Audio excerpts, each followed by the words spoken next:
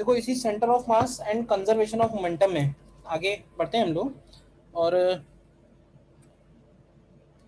Applications ही हैं देखा जाए तो सिर्फ, ठीक है, जिसमें हम लोगों ने जैसे explosion of a bomb application में देखा, एक जिसमें रिकॉइलिंग ऑफ गन के केसेस थे, और तीसरा जो सबसे ज्यादा इंपॉर्टेंट था वो था कोलिजन। अच्छा, कोलिजन में ही हमें एक और टाइप का कोलिजन है वो और स्टडी कर लेते हैं, जिसको हम लोग बोल रहे हैं डायमेंशनल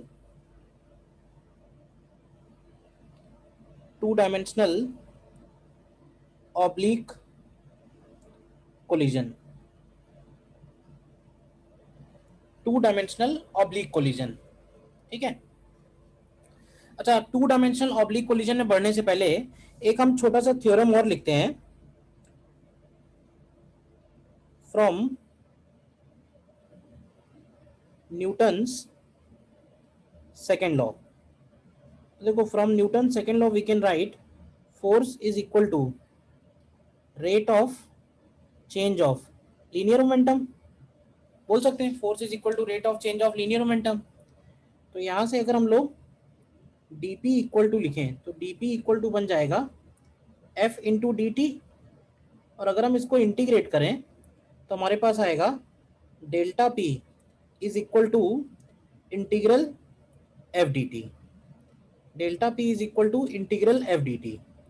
अच्छा, ये जो रिलेशन आया है हमारे सामने, डेल्टा p तो हमें क्लियर ही है क्या है, delta p is called change in linear momentum. Change in linear momentum, और ये जो लिखा हुआ है integral F D T, this is called impulse.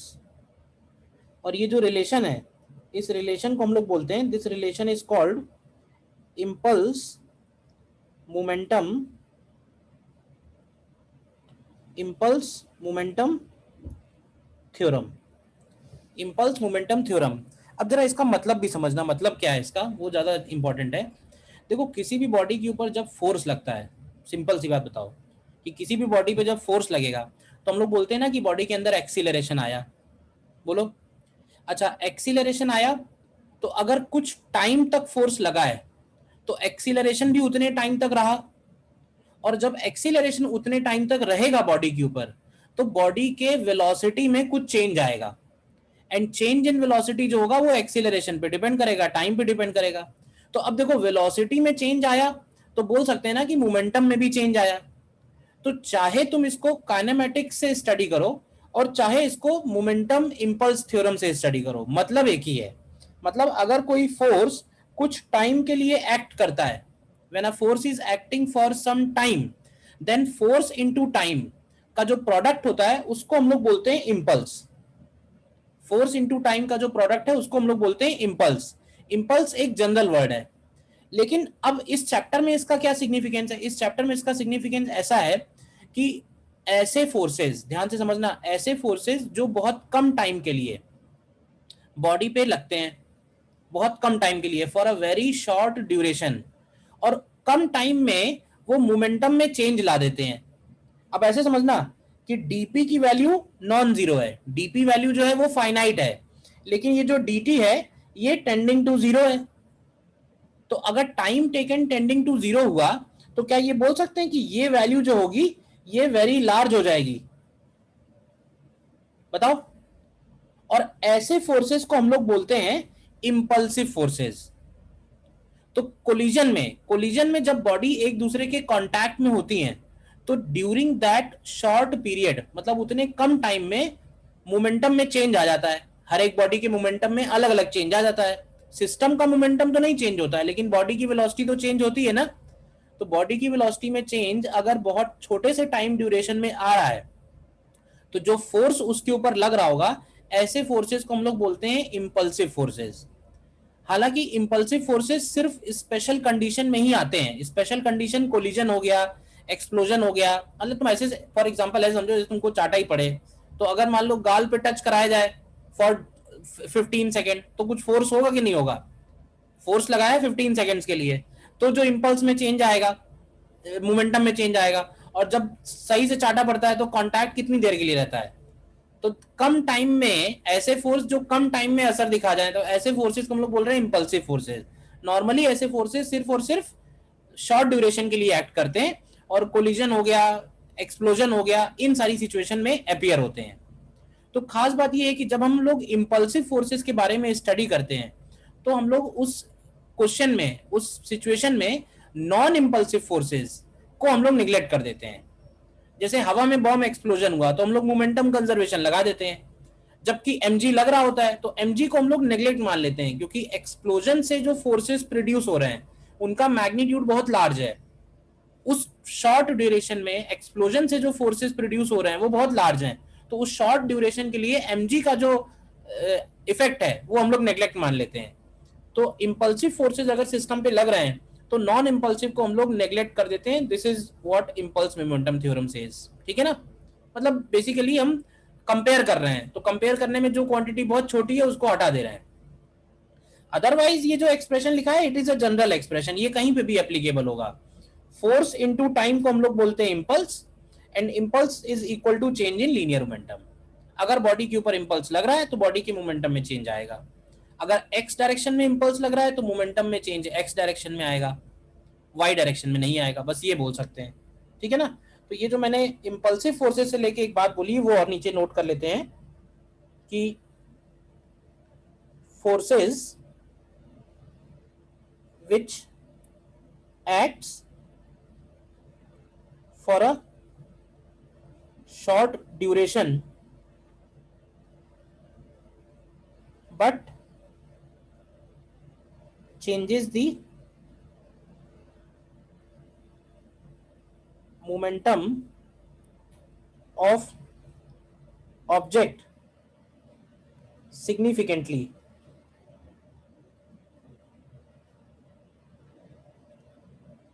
then such forces are called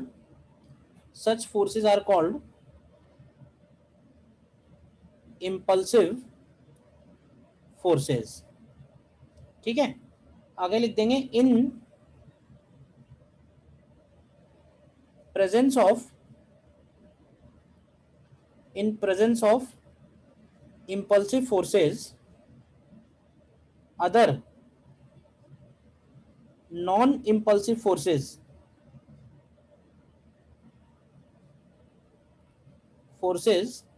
are neglected। ठीक है, अब हमारे सामने कंस्ट्रेंट ये है कि हम इन इंपल्सिव फोर्सेस की वैल्यू नहीं निकाल पाएंगे।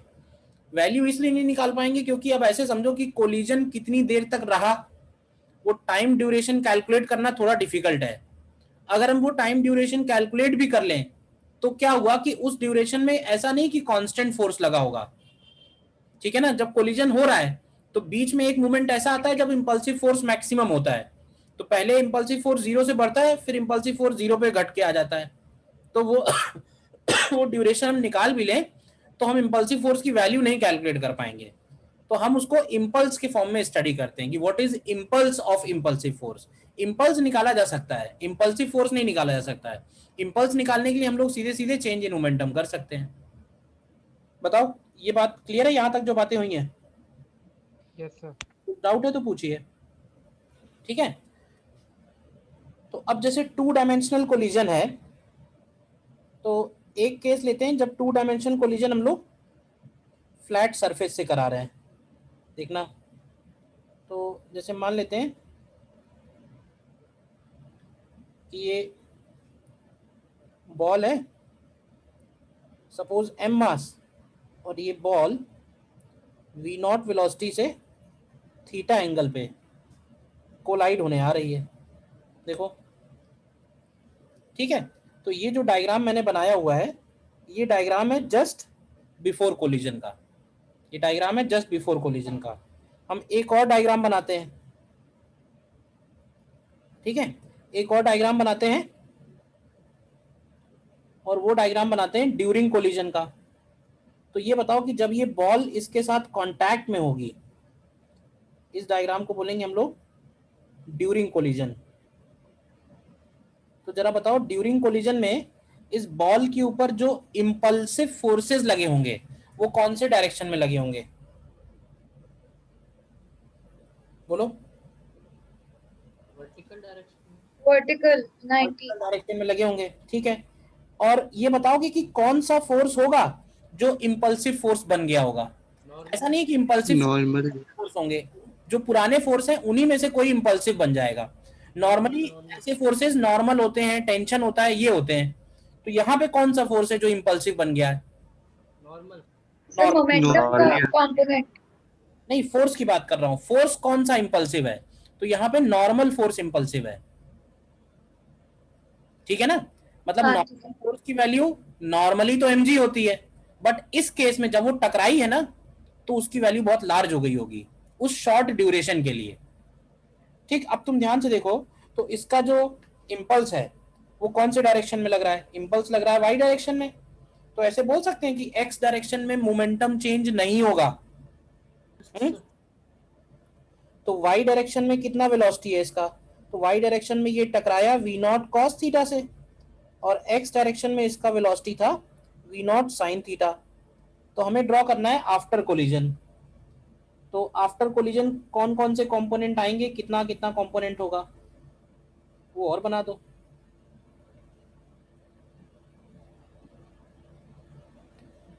ठीक है ना। तो इधर वाला जो कंपोनेंट है,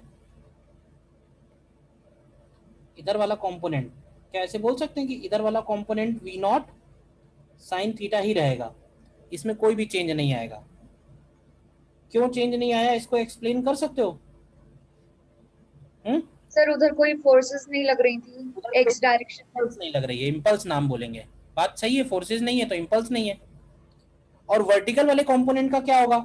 तो अगर हम इस पे कोफिशिएंट ऑफ रेस्टिट्यूशन ई ले लें, तो ऐसे बोल सकते हैं कि अगर कोई बॉडी यू से टकराती है वॉल से, तो वो यू से उठती है। तो यहाँ पे भी ये e times v not cos theta से उठेगी, ठीक है। और ऐसी सिचुएशन में इस बॉल की जो वेलोसिटी होगी वो चेंज हो जाएगी, ये ध्यान रखना, सेम नहीं रहेगी, उसका एंगल भी चेंज हो जाएगा। तो ये नया एंगल निकाल सकते हैं और नई वेलोसिटी लिख दो बस। इसका नया एंगल और नई वेलोसिटी क्या बनेगी? तो देखो, नई वेलोसिटी तो सीधे सीधे हो जाएगी v1 is equal to under root of, क्या बनेगा, under root of v not cos theta का whole square plus e we naught, sorry v naught sine theta, v naught sine theta का square plus e we not cos theta का square. देखो, और tan alpha, tan alpha की value क्या लिखेंगे? तो tan alpha को लिखेंगे v naught sine theta upon e we not cos theta. तो ये हो जाएगा टेन थीटा अपॉन ई, ठीक है। और एक चीज हमसे इसमें पूछी जा सकती है कि व्हाट इज इम्पल्स, बताएगा कोई इम्पल्स क्या होगा? mg। What is impulse? Sir impulse कैसे निकालेंगे? इम्पल्स होता है M M we not cos theta minus M E we not cos theta. अब देखो माइनस करोगे तो मतलब वो एम, ऐड हो जाएगा, हाँ सर, नेगेटिव ऑफ नेगेटिव हो है जाएगा। ना। नेगेटिव ऑफ नेगेटिव करेंगे तो ये बनेगा M we not cos theta plus M times E we not cos theta. Plus क्यों किया है, किसी को और कंफ्यूजन है तो बताओ। तो इम्पल्स की वैल्यू ये आएगी, बस इससे ज्यादा और कुछ नहीं पूछ सकता है। इम्पल्स पूछ सकता है, फाइनल वेलोसिटी का डायरेक्शन क्या होगा ये पूछ सकता है, एंगल क्या होगा ये सब निकालना हो सकता है। तो ये कोलिजन है between body and plane, body और प्लेन का कोलिजन है।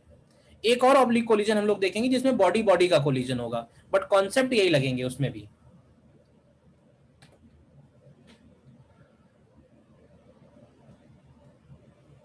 सर जब दो बॉडीज होंगी तो दोनों के अलग अलग सॉल्व करेंगे ना, अभी देखते हैं इम्पल्स क्या है। दोनों का। हाँ, दोनों पे इम्पल्स अलग अलग निकालेंगे, इम्पल्स की वैल्यू दोनों पे सेम रहेगी।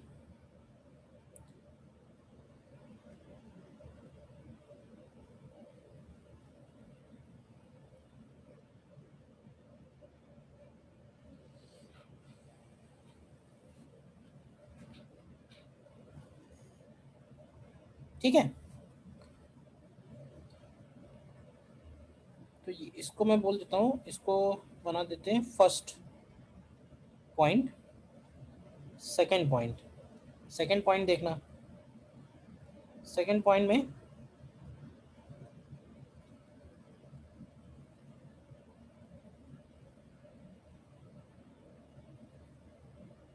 मान लेते हैं इस तरह का एक केस है कि ये कैपिटल एम है, ये रेस्ट पे है, ठीक है, और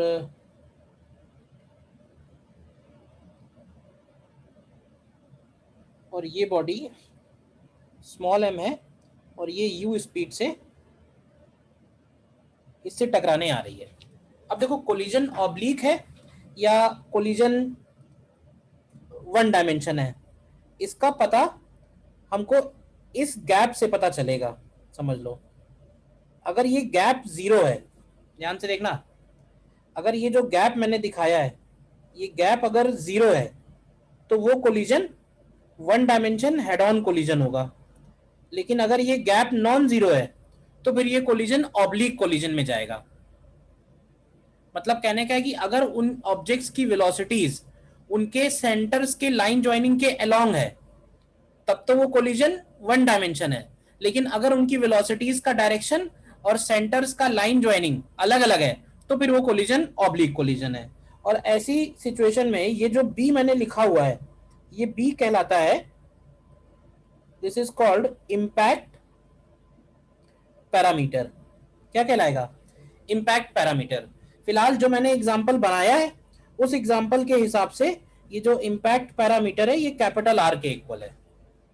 बताओ, ठीक है। तो ये जो डायग्राम बना हुआ है तुम्हारे सामने ये है जस्ट बिफोर कोलिजन। अब देखो, अब हम एक डायग्राम बनाएंगे ड्यूरिंग कोलिजन का।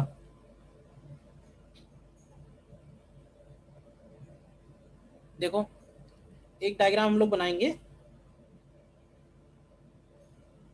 ड्यूरिंग कोलिजन का,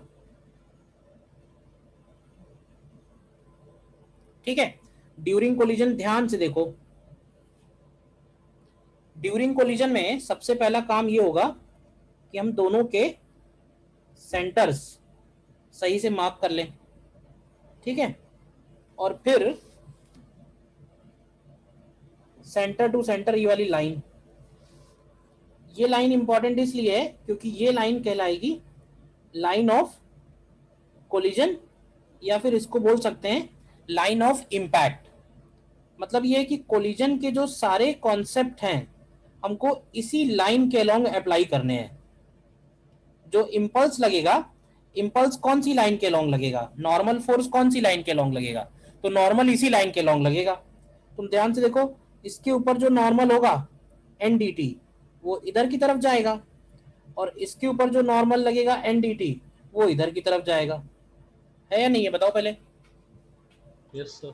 ये डायग्राम है ड्यूरिंग कोलिजन, ठीक है। अब देखना ध्यान से, अब इसकी जो वेलोसिटी थी यू इसकी वेलोसिटी थी। अगर हम ये वाला एंगल थीटा बोल दें तो जरा बताओगे कि यू का कौन सा कंपोनेंट कोलिजन में पार्टिसिपेट करेगा और कौन सा कंपोनेंट कोलिजन में पार्टिसिपेट नहीं करेगा? cos थीटा करेगा, u sin थीटा cos नहीं थीटा करेगा। कैसा करेगा? तो यू कॉस थीटा कोलिजन में पार्टिसिपेट करेगा और यू साइन थीटा में कोई भी चेंज नहीं आएगा। बताओ, यू साइन थीटा में कोई भी चेंज नहीं आएगा, ठीक है। तो ये बताओ कि कैपिटल एम आफ्टर कोलिजन कौन से डायरेक्शन में जाएगा? कैपिटल एम पहले रेस्ट पे था और उसके ऊपर इंपल्स, पहले ये रेस्ट पे था और इंपल्स इधर लग रहा है, तो आफ्टर कोलिजन कैपिटल एम किधर जाएगा? इम्पल्स की इम्पैक्ट डायरेक्शन की में। डायरेक्शन। इंपल्स की डायरेक्शन में जाएगा। Very good. तो अब क्या करो, एक डायग्राम और बनाते हैं। तो वो डायग्राम हो जाएगा आफ्टर कोलिजन, ठीक है। तो आफ्टर कोलिजन में ये इंपल्स हटा देते हैं,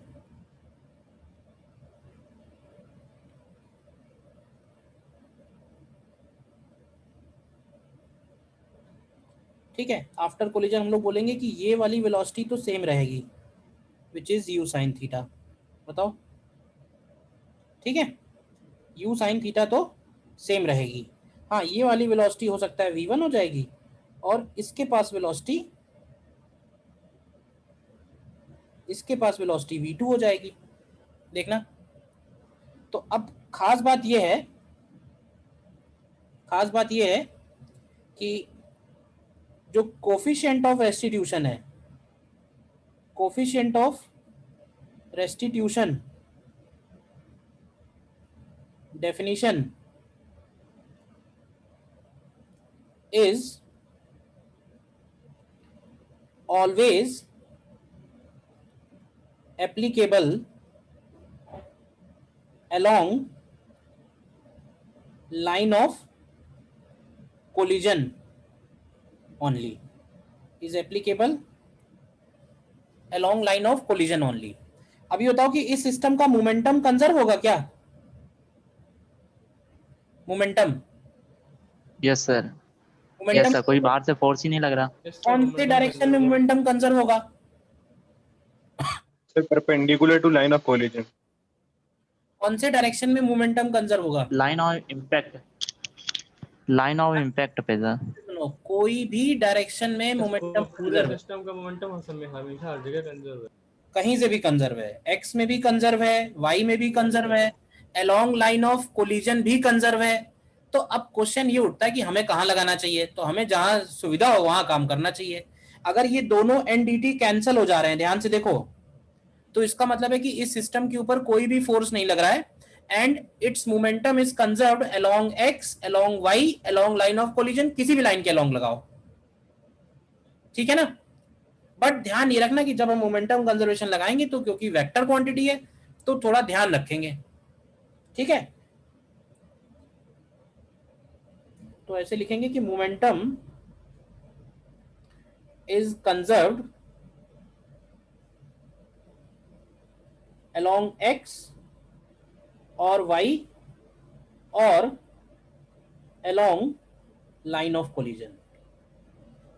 जनरली जैसे दो बॉडी है ना, तो दो बॉडी का अगर हम कंबाइंड स्टडी कर रहे हैं तो उसका मोमेंटम हर डायरेक्शन में कंजर्व है, तुम चाहे जिधर लगाना चाहते हो।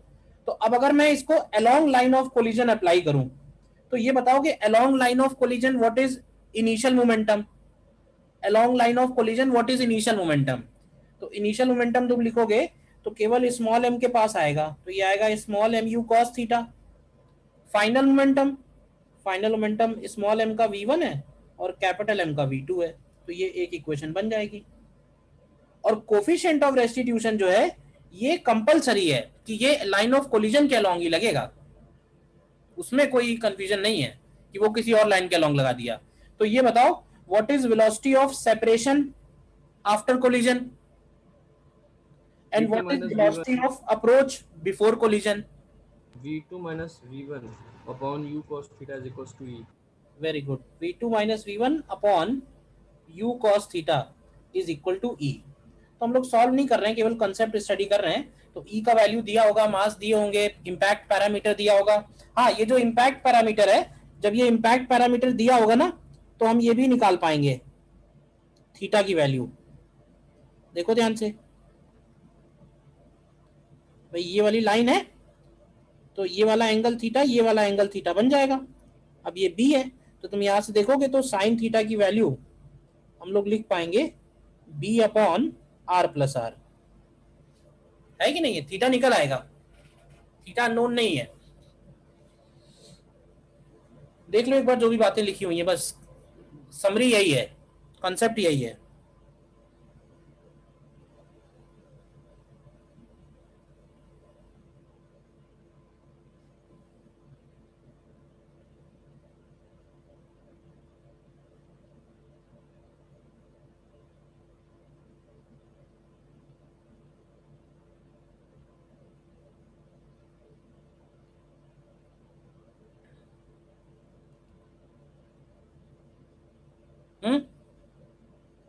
ठीक है, यस सर। देखो इसमें एक क्वेश्चन ट्राई करो।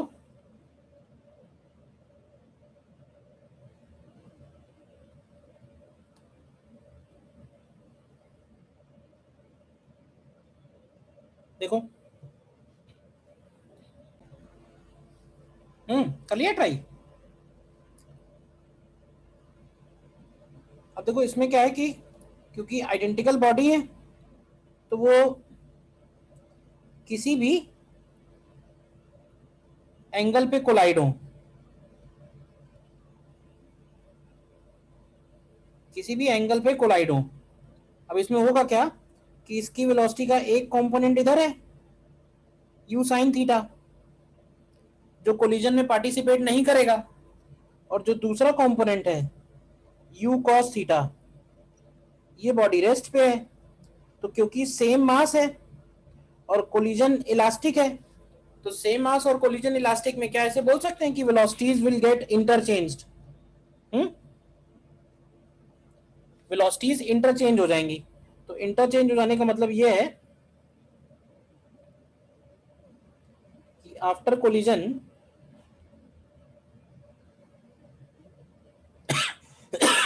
एक्सक्यूज मी,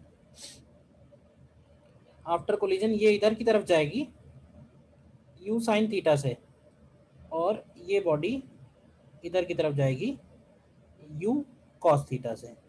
तो ये बात क्लियरली दिख रही है कि दोनों की वेलोसिटीज के बीच में एंगल 90 डिग्री हो जाएगा। बोलो क्लियर है, ये बात प्रूफ हो गई।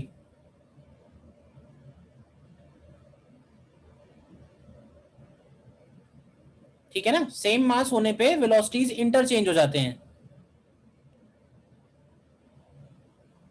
तो इन दोनों के बीच में जो एंगल होगा वो 90 डिग्री होगा। अच्छा ये बताओ कि अगर कोलिजन इलास्टिक नहीं होता तो ये कोलिजन क्या, तो ये एंगल क्या होता, ग्रेटर देन 90 या लेस देन 90? अगर कोलिजन इलास्टिक नहीं होता तो ये एंगल ग्रेटर देन 90 होता है या लेस देन 90 होता?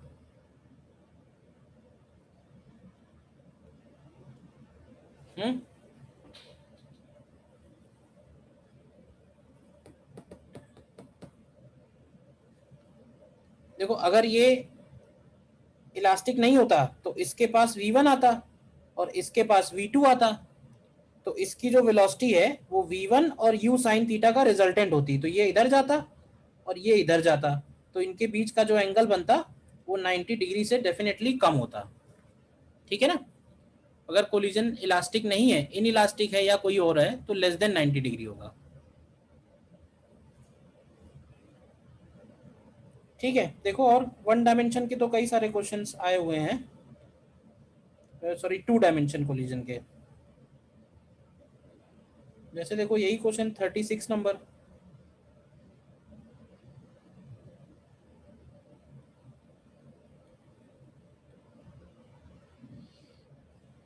नंबर देखो, ट्राई करो।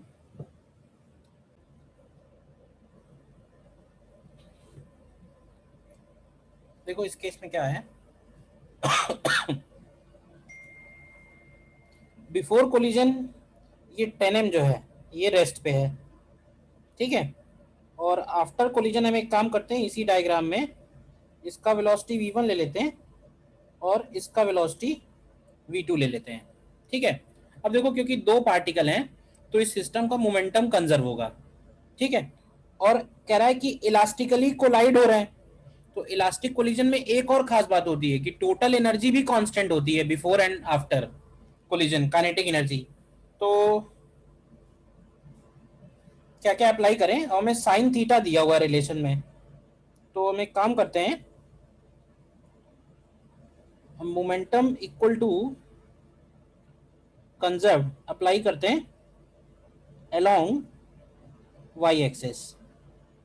क्यों भाई, तो अलोंग वाई एक्सिस इक्वेशन बनेगी, इनिशियल तो 0 है और फाइनल हम लोग लिखेंगे mv1 sine theta 1 minus 10mv2 sine theta 2।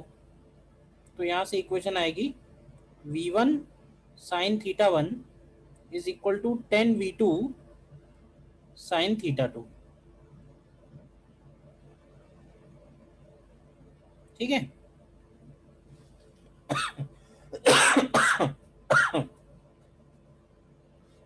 इसके बाद और क्या इक्वेशन बना सकते हैं हम लोग?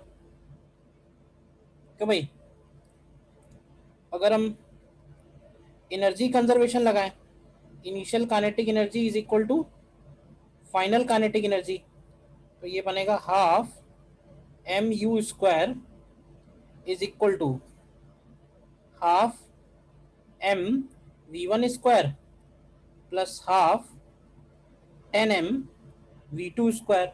अब क्वेश्चन में एक और इंफॉर्मेशन दी हुई है, उसने ये बोल दिया है कि जो पार्टिकल है वो बाद में अपनी इनिशियल काइनेटिक एनर्जी के हाफ एनर्जी से मूव कर रहा है। अब ये तो किसी पार्टिकल की काइनेटिक एनर्जी हाफ हो गई है, तो ऐसे बोला जा सकता है कि उसकी जो वेलोसिटी होगी वो 1/√2 हो गई होगी। मतलब जो v1 की वैल्यू है, v1 की जो वैल्यू है वो u1/√2 है, क्योंकि वेलोसिटी जब 1/√2 होगी तो काइनेटिक एनर्जी हाफ होगी। तो हमको एक तरह से v1 तो मिल ही गया, और v1 मिल गया तो v2 भी निकाल दो। तो यहां से तुम देखो तो हाफ m तो कैंसिल कर दो, ठीक है। u square is equal to v1 square, v1 square का मतलब है u square by 2 plus 10 times v2 square. तो यहाँ से 10 टाइम्स v2 स्क्वायर की वैल्यू आ जाएगी u स्क्वायर बाई 2, या v2 को लिख सकते हैं हम लोग u अपॉन √20। तो v1 हो गया u अपॉन √2 और v2 हो गया u अपॉन √20। तो फ्रॉम इक्वेशन 1 में रखो तो ये आएगा u upon √2 sine theta 1 is equal to u upon √20 और इंटू 10 साइन थीटा 2। तो यहाँ से मिलेगा sine theta 1 is equal to √10 times sine theta 2, ठीक है ना। तो यहाँ पे जो n पूछा हुआ है वो 10 आ जाएगा। देखो अच्छा क्वेश्चन है ये, बताओ कुछ डाउट है कहीं तो?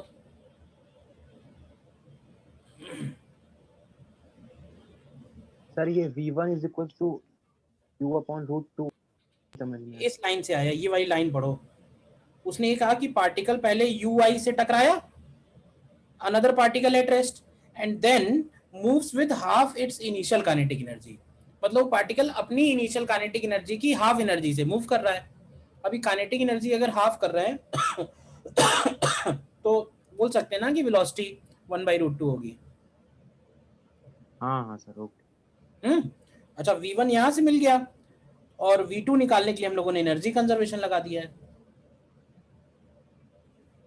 सर इसमें एक equation velocity of separation upon velocity of approach वाली भी तो लगा सकते हैं, बट मुझे लगता है कि जो देखो है कि ना, हमें क्वेश्चन जहां पहुंचाना चाह रहा है, हमें जिस जगह पहुंचाना चाह रहा है क्वेश्चन, हमारा पर्पस यही कि इस जगह जल्दी से जल्दी पहुंचे। अभी मैंने सॉल्व वैसे करके नहीं देखा है, क्योंकि ये थीटा 1 थीटा 2, उसमें क्या होगा ना, उस इक्वेशन में थीटा 1 प्लस थीटा 2 आ जाएगा सर। तो शायद वो हमारे काम की ना बने या कैलकुलेशन बहुत करना पड़े। बट हम जानते हैं ना कि इलास्टिक कोलिजन है तो एनर्जी भी कंजर्व कर सकते हैं, तो ये बात कन्वेंशनल नहीं है, अनकन्वेंशनल है एनर्जी कंजर्व करना। बट इस केस में वही आसानी से दे रहा है आंसर। हम लोगों ने इलास्टिक कोलिजन की कंडीशन नहीं लगाई अभी, कोफिशिएंट ऑफ रेसिड्यूशन की, एनर्जी वाली लगा दी है। तो बात तो एक ही है, आएगा वहां से भी, बट ये कि अब पता नहीं वहां से क्या बनेगा कि नहीं बनेगा। हमें जिस फॉर्मेट में लाना है वो फॉर्मेट हमारा फुलफिल होना चाहिए, ये है मतलब, ठीक है। और देखो 35,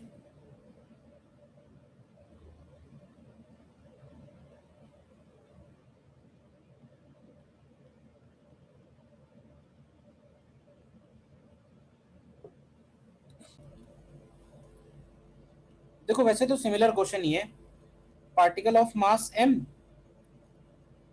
moving with initial velocity ui cap collides perfectly elastically with another mass 3m at rest. After collision it moves, यानी लास्ट पार्ट है।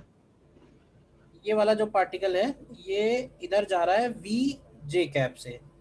तो ये बताओगे कि अंदाजे से कि ये 3m किधर की तरफ जा रहा होगा? 3m इधर की तरफ जा रहा होगा कहीं। मान लेते हैं v1 वेलोसिटी से थीटा एंगल पे। ये क्लियर है? तो अब इसमें तुम मोमेंटम कंजर्वेशन लगाते हैं अलोंग x और along y, देखना ध्यान से, along x अगर लगाएंगे तो mu equal to 3mv1 cos theta, और along y लगाएंगे तो 0 is equal to mv minus 3mv1 sine theta. तो इसको ऐसे लिख सकते हैं mv equal to 3mv1 sine theta. अब देखो अगर थीटा हमें नहीं चाहिए तो थीटा हटाने का एक तरीका ये है कि दोनों इक्वेशन स्क्वायर करके ऐड कर दो, equation 1 square plus equation 2 square, तो क्या मिलेगा बताओ? तो क्या यहाँ से मिलेगा v square plus u square is equal to 9v1 square, इसको बोल देते हैं इक्वेशन 3। और फिर से लिखा हुआ है कि इलास्टिक कोलिजन है, तो इलास्टिक कोलिजन है तो half m u square is equal to half m v square plus half 3m into v1 square. तो यहाँ से हाफ m कैंसिल, तो यहाँ से v1 स्क्वायर की वैल्यू आ रही है u square minus v square upon 3। तो ये हो गई इक्वेशन 4, और इक्वेशन 4 से ये v1 का वैल्यू उठा के यहाँ रख दो, तो इससे क्या मिलेगा? तो v square plus u square is equal to 3 times u square minus v square. तो यहाँ से आएगा 4v square is 2u square, तो v की वैल्यू u बाई रूट 2 आ रही है। देखो है वही 2 डायमेंशन कोलिजन, बट थोड़ा अलग टाइप का है। थीटा हटाने का एक तरीका ये है, ध्यान रखना। कर लिया था कुछ लोगों ने, ठीक है ना? बताओ कहाँ पे डाउट है?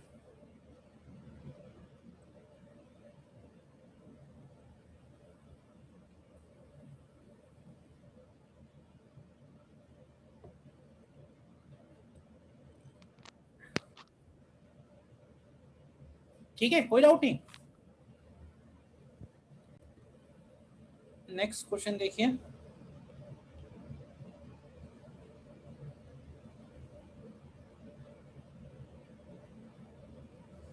नेक्स्ट क्वेश्चन देखिए।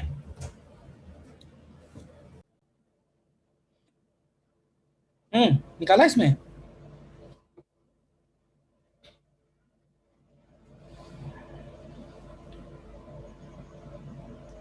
मोमेंटम कंजर्वेशन ही लगाएंगे इसमें भी। एक्सक्यूज मी।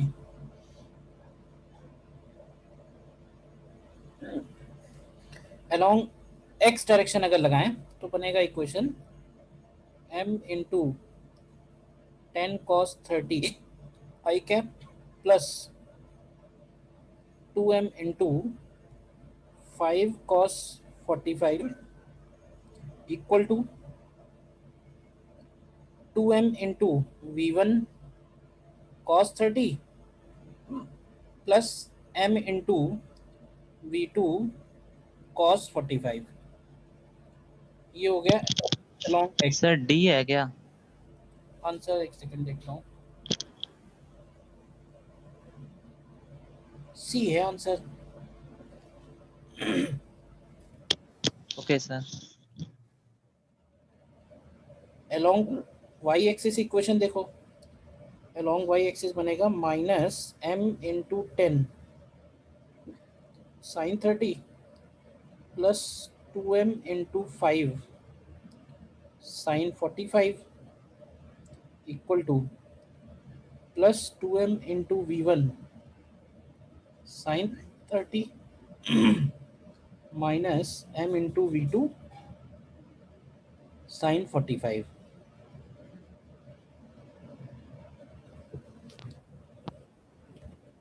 अब इसमें थोड़ा ध्यान से देखो, इक्वेशन ये सॉल्व करनी, क्या आ रहा है इसमें? इक्वेशन सॉल्व करना थोड़ा बड़ा काम है।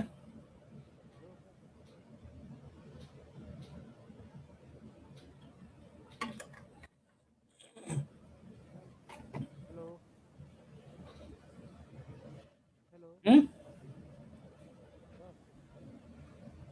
सी ऑप्शन दिया हुआ है आंसर में, तो आ रहा है कि नहीं आ रहा है?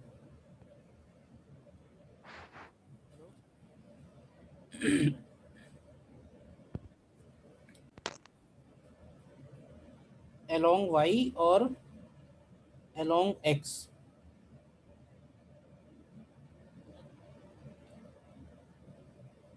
मोमेंटम कंजर्वेशन किया है।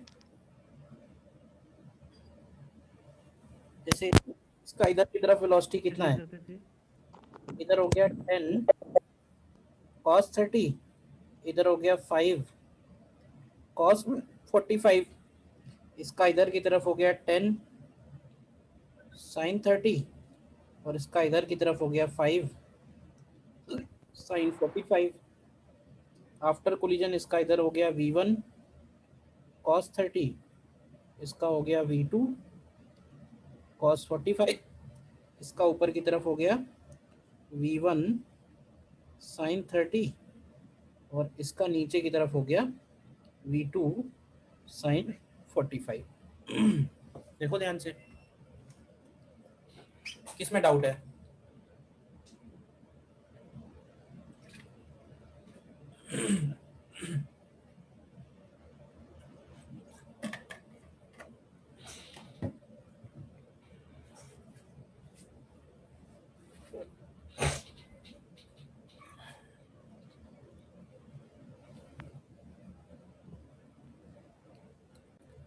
ठीक है ना?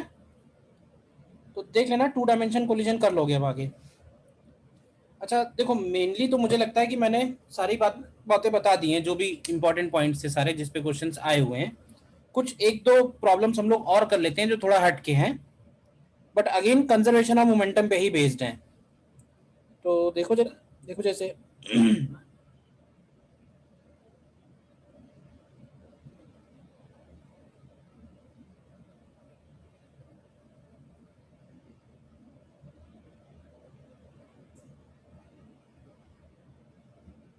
जैसे मान लेते हैं ये 3 kg है और ये 5 मीटर पर सेकेंड से 2 kg का ये मास है, इसका k दिया हुआ है 100 और स्मूथ सरफेस उस पे जा रहा है टकराने। ठीक है, तो हमें निकालना है इसमें फाइंड ए पार्ट में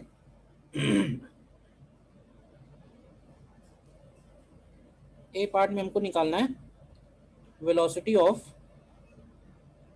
सेंटर ऑफ मास। ठीक है, बी पार्ट में मैक्सिमम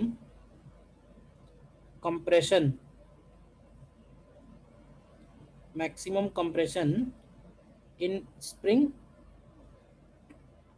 ठीक है, सी पार्ट में फाइनल वेलोसिटीज ऑफ ब्लॉक।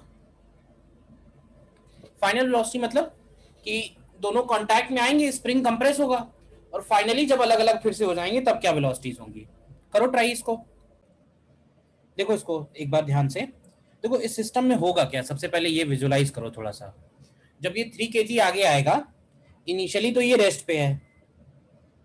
ठीक है, तो जब तक वो 3 kg स्प्रिंग को टच नहीं कर जाता है तब तक 2 kg रेस्ट पे ही रहेगा। बोलो, अब सोचना ध्यान से कि जैसे ही ये इसको टच करेगा तो क्या स्प्रिंग कंप्रेस होगा? ध्यान से समझना। और इसकी वेलोसिटी इनिशियल वाली 5 है, इसकी वेलोसिटी 0 है और स्प्रिंग के कंप्रेस होते ही इसके ऊपर स्प्रिंग फोर्स इधर लगेगा और इसके ऊपर स्प्रिंग फोर्स इधर लगेगा। बताओ, तो ये कह सकते हैं कि ये जो 0 वेलोसिटी है ये बढ़ेगी और ये जो 5 वेलोसिटी है ये कम होगी। बताओ यहां तक पहले।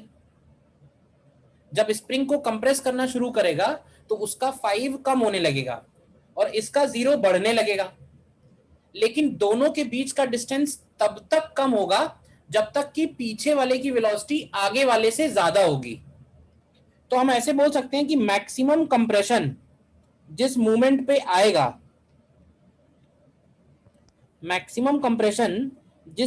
आएगा, उस मूवमेंट पे खास बात ये होगी कि दोनों ब्लॉक्स की वेलोसिटी सेम होगी। ठीक है, और एक्चुअली जो दोनों ब्लॉक्स की वेलोसिटी सेम होगी वो VCM ही हो जाएगी एक तरह से। क्योंकि सेंटर ऑफ मास भी सिस्टम का उसी वेलोसिटी से जा रहा है।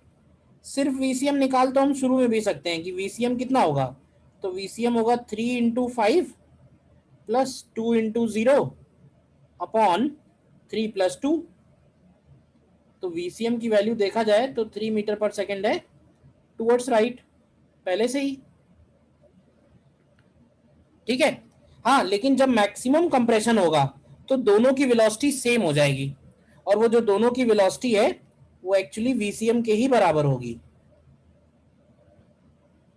यहां तक बताओ कोई डाउट है तो बी पार्ट में हम लोग लगाएंगे यूजिंग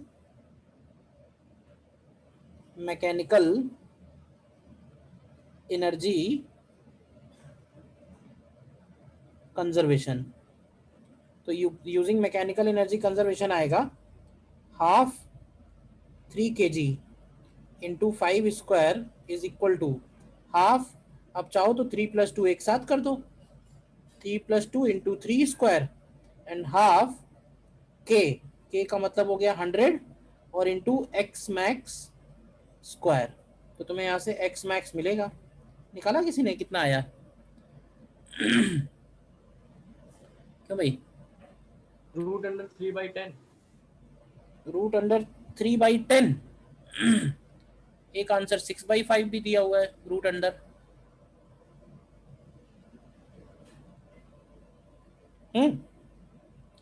और फाइनल वेलोसिटीज का मतलब ये है कि ये जो 3 kg है ये बाद में v1 से चलने लगेगा, और ये जो 2 kg है ये बाद में मान लो v2 से जाने लगेगा, या इसको v1 ले लो, इसको v2 ले लो। तो ये सिचुएशन है फाइनल वेलोसिटीज की। फाइनल वेलोसिटीज कोई बताएगा कैसे निकालें? दो इक्वेशन बनेंगी, एक एनर्जी कंजर्वेशन की और एक मोमेंटम कंजर्वेशन की। ठीक है, तो उसका एक ऑल्टरनेट तरीका बताता हूँ। उसका एक ऑल्टरनेट तरीका ये है कि एक्चुअली ये जो दोनों दिया हुआ है ना, ये एक तरह से कोलिजन ही है, और ये कोलिजन है perfectly elastic. Perfectly elastic collision क्यों है? परफेक्टली इलास्टिक कोलिजन इसलिए है क्योंकि इस केस में एनर्जी का कोई भी लॉस नहीं हो रहा है।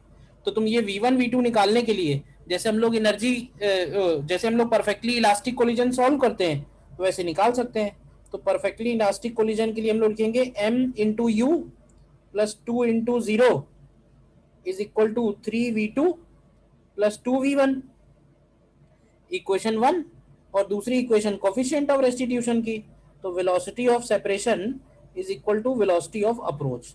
तो इन दोनों से निकालो v1 v2। निकाला किसी ने? क्या आ रहा है?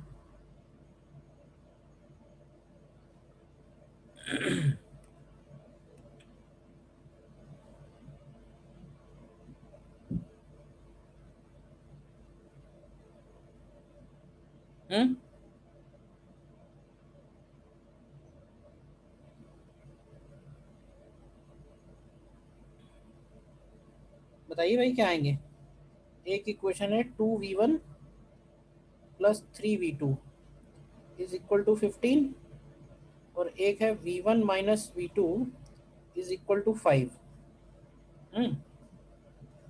तो यहाँ से अगर हम इसमें 2 मल्टीप्लाई करके सब्ट्रैक्ट करें तो 5v2, तो यहाँ से v2 की वैल्यू 2 मीटर पर सेकेंड आएगी, तो v1 की वैल्यू 7 मीटर पर सेकेंड हो जाएगी। देखो आ रही है क्या? 2 मीटर पर सेकेंड एंड 7 मीटर पर second.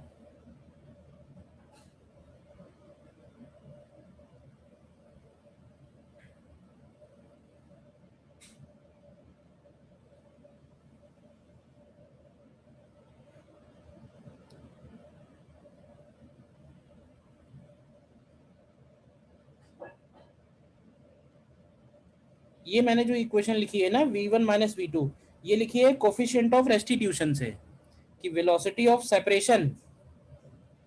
Separation is equal to velocity of approach.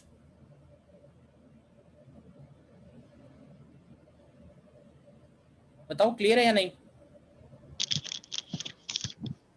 Sir एक चीज बता दीजिए, फर्स्ट पार्ट में जो हम लोगों ने velocity of centre of mass निकाला है तो वो किस मोमेंट पे निकाला है हम लोगों ने? Velocity of centre of mass इस केस में चेंज नहीं होगा, मूवमेंट पे velocity of centre of mass यही रहेगा हर मोमेंट पे। हाँ, क्योंकि कोई भी एक्सटर्नल फोर्स तो है नहीं, जितना फोर्स इस पे लग रहा है उतना फोर्स इस पे लग रहा है। तो अगर एफ नेट 0 है तो एफ नेट 0 में हम लोग बोलते हैं ना कि वीसीएम कांस्टेंट रहेगा। Yes sir. तो बस वीसीएम हर जगह हर टाइम पे कांस्टेंट रहेगा।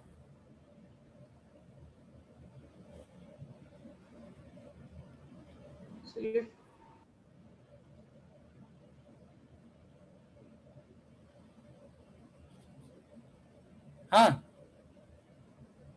4-7 से मोमेंटम कंजर्वेशन वाली इक्वेशन पे सेट नहीं बैठ रही। अच्छा रुको, तो कैलकुलेशन मिस्टेक किया होगा, फिर क्या आ रहे हैं फिर?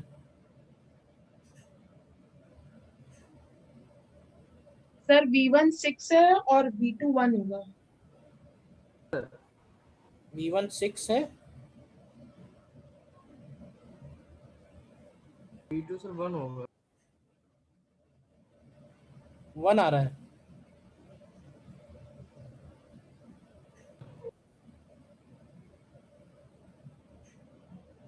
ठीक है, V1 6 है और V2 1 है, अब सही है।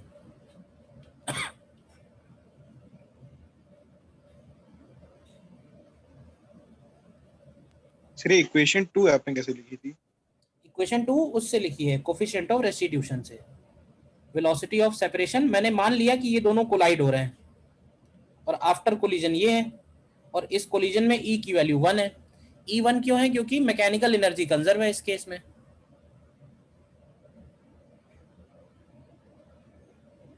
बताओ, नहीं बात समझ में आई? सर स्प्रिंग है ना, तो स्प्रिंग की वजह से कोई एनर्जी लॉस नहीं हो रहा है, तो this is same as perfectly elastic collision. Okay sir. ठीक है, और देखो इसी तरह का एक और प्रॉब्लम है।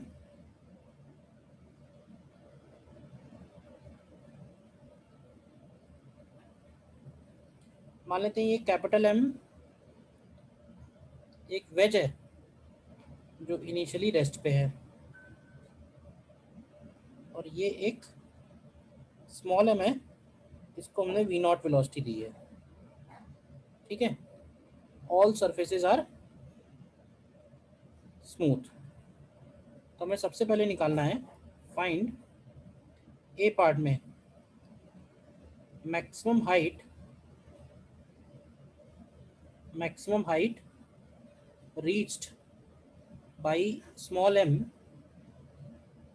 with respect to capital M, and B part में final velocities of small n m capital M when they separate each other। मतलब अभी तो पास आ रहे हैं, तो स्मॉल m जो है वो कैपिटल M के ऊपर चढ़ेगा।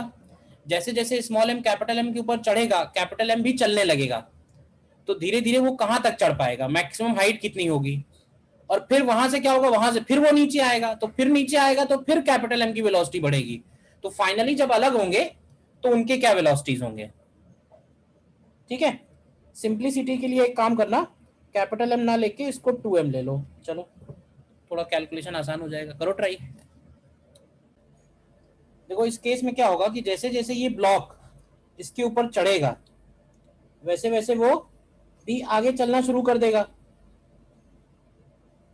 तो उस मोमेंट पे जब वो उसके ऊपर मैक्सिमम हाइट पे पहुंचेगा, मान लेते हैं ये इसके रिस्पेक्ट में मैक्सिमम हाइट है, तो इस मोमेंट पे अब और ऊपर चढ़ना बंद कर देगा। लेकिन क्या इस मोमेंट तक इसके पास भी एक वेलोसिटी v1 होगी और इसके पास भी एक वेलोसिटी v1 होगी? बोलो, दोनों की वेलोसिटी सेम हो जाएगी, क्योंकि जब तक स्मॉल m की वेलोसिटी ज्यादा होगी तब तक वो उसके ऊपर चढ़ता रहेगा, और फिर उस मोमेंट से नीचे उतरना शुरू करेगा तो उस मोमेंट पे दोनों की वेलोसिटी सेम होगी। तो हम देखो यहाँ पे x डायरेक्शन में अगर मोमेंटम कंजर्वेशन लगाएं तो लिखेंगे mv0 is equal to mv1 plus 2mv1। तो तुम्हें यहाँ से v1 मिल जाएगा, v0/3, ये इक्वेशन हो गई मोमेंटम कंजर्वेशन की। और हाइट निकालने के लिए एनर्जी कंजर्वेशन लगा दो, तो half m we not square is equal to half, अब इसको कर देना 3m इंटू v0/3 का square and plus mg h max. तो h मैक्स कितना आता है यहाँ से, v0 स्क्वायर अपॉन 3g। ठीक है, करेक्ट। और फाइनली क्या होगा, तो फाइनली फिर से बना सकते हैं।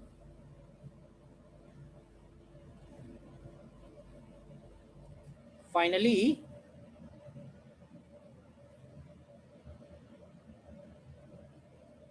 ये हो सकता है इधर निकल जाए v1 वेलोसिटी से, ये इधर निकल जाए v2 वेलोसिटी से, या ऐसे लिखना चाहिए ये निकल जाएगा v3 से और ये निकल जाएगा v4 से।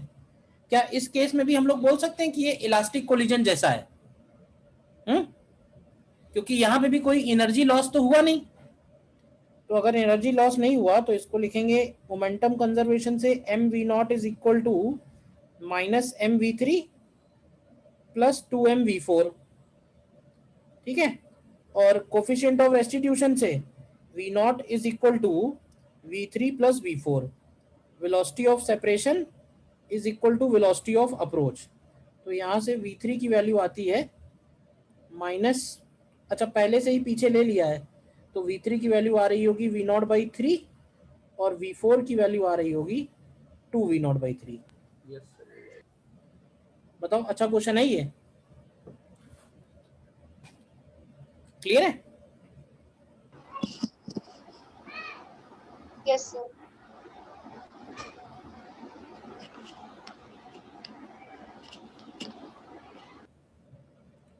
तो देखो सेंटर ऑफ मास में यहीं तक है।